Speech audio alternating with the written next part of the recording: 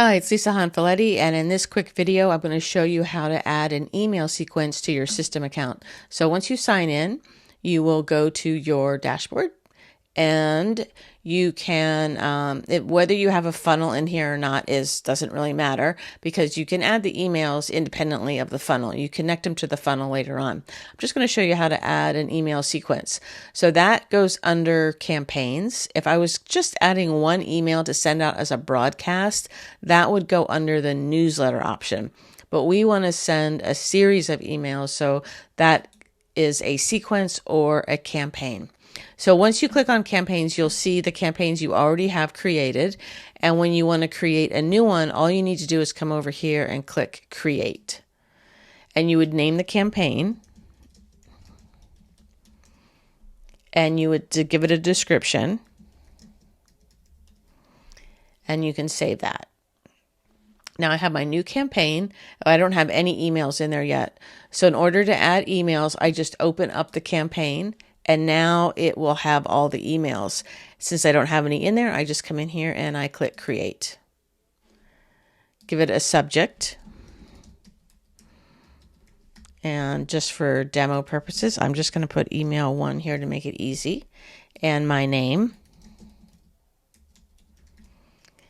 And normally you would have an email that is your business email that has a domain in here, but I'm just setting this up, so I'm not going to worry about that right now. And you have an option between the visual editor, and you can choose between these two different templates, and you can take a look at them, or classic editor, which is basically just plain text with some minor editing abilities. And I recommend this one. Otherwise, you're going to waste a lot of time just trying to figure out how to edit all the stuff that's in here. And most of it isn't necessary. If I was going to select template, I'd end up deleting half the stuff in there first. So let's just stick and keep it simple with classic editor for now. So I'm going to say save. This is my classic editor. And now I'm all set in order to put in the rest of the information. My preview text. So this is preview, what they would see in the email. And then this is all of the information. So if I have, lead magnet text that I want to add in, I'd just come in here and I would add it. Now, some of the formatting will come through and some of it will not. So when I paste that in here, like there's some yellow text that comes through, and I will have to double check and make sure that that actually gets sent. And then there's a place for first name. So I'm going to delete that because I don't want that word to come through. But I can add the variable or the field holder for that name, that first name, just by putting my cursor where I want it and coming in here and selecting the field that I want. So in this case, it's first name, and it puts the code in. And I could do the same thing. I could come over here. It also has first name right here. I could select that, just making sure I get all the brackets. So you could copy it, and I could come up in here and I could say first name also in the subject as well, and anywhere throughout the body of your email. Now, a few things to be aware of in here is you don't have a selection over font. So the font is just decided by system, but you can change the size. And I do recommend that you select all, like you can just do right click and select all, or Command A to select all, and then come in here and change the font to 16 or 18, somewhere in that range. It looks pretty good. And then at the very end, you want to make sure that you, at the very, very end, just add a few spaces, because system will add in their own unsubscribe link at the bottom. And it's just, you want to have a little bit of space after your last sentence in there. Okay, so let's say that is your email. And I'll just add one other thing. If you want to add an image, you do have some options up here of things that you can add. Like there are, some special characters in here. There's links that you can add. So if this is your freebie, like if you were to link, here's your guide, you would just click on link, and then you would paste the link or the URL to that guide right in there and click the check mark. So that's how you would add a link to your email. And then if you wanted to add an image, you'd click on image, and you could just select whatever image. I don't know what image this is. You just select that image, put it right in there. So this is a slide. And then you can see that you do have these grabby bars, these little boxes right here where you can change the size. And then you have some options when you click on it. So I'm going to click off of it. But when you click on it, you get these few little options right here. So you can add alt text to it. And you can also change where it shows up. You could put a little caption at the bottom. You could change if it's on the left side or if it's in the middle of the page, or if you want to put it to the right and have some text wrap around it, you can do that. So you can play a little bit around with the formatting in here so that it looks right to you.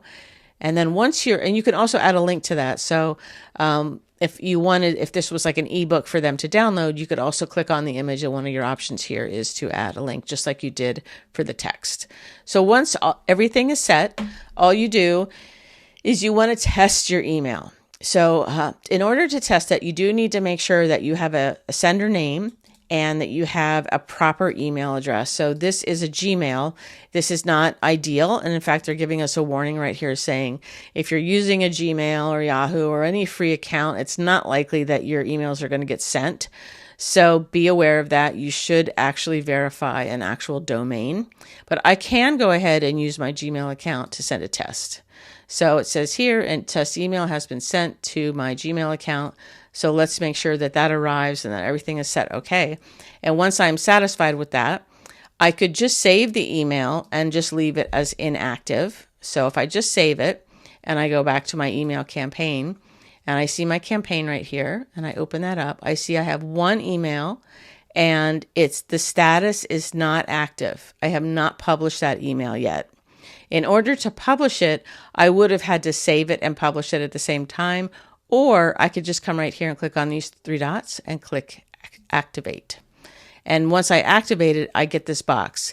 This email will be sent after, and then which email is it going to be sent after? There's nothing here for it to send after because it's the very first email, right? It's sent after, there's zero delay. It's sent right away. I'm not going to change the time of day that it's sent or night that it's sent. I'm not going to change the day of the week because once they opt in, I want them to immediately get that email. So now I'm going to click activate. And now you can see there is a green check mark showing the status of that email. And I can check my Gmail, and here it is, email 1, new subject. Now, when you're doing test emails, it's not going to fill in this first name field.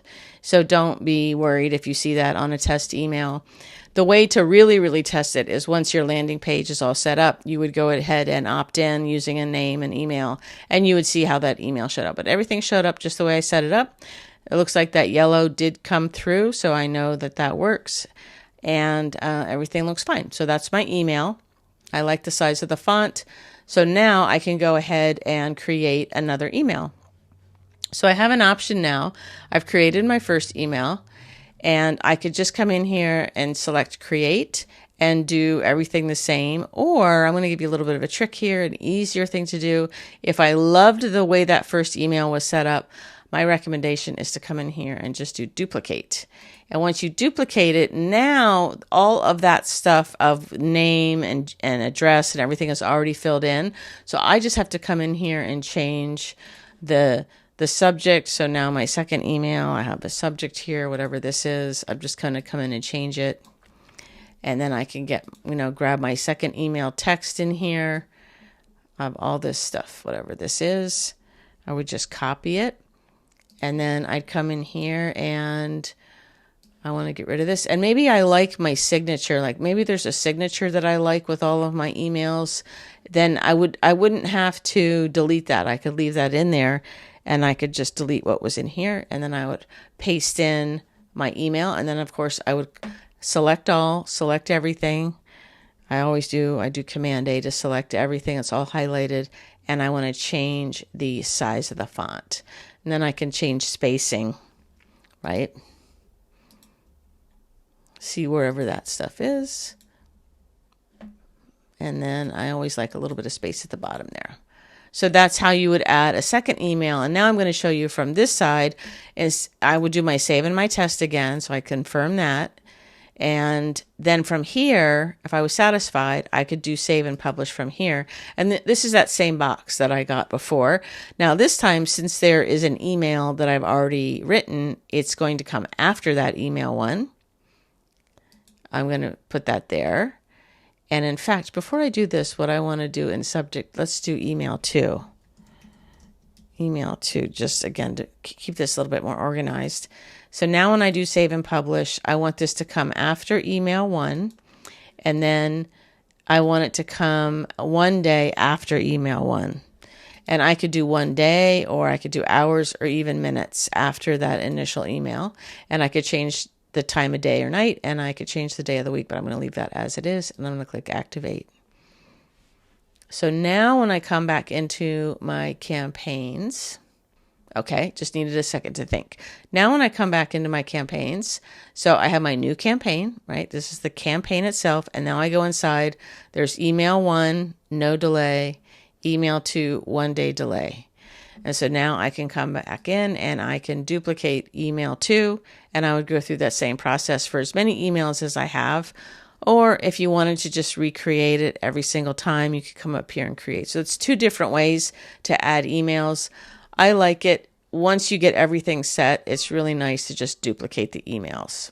And then here is email 2 that came through. I sent it before I had changed the subject to email 2, but it shows my email the way I have it set up, a little bit of space towards the end before it has the unsubscribe link, which I like.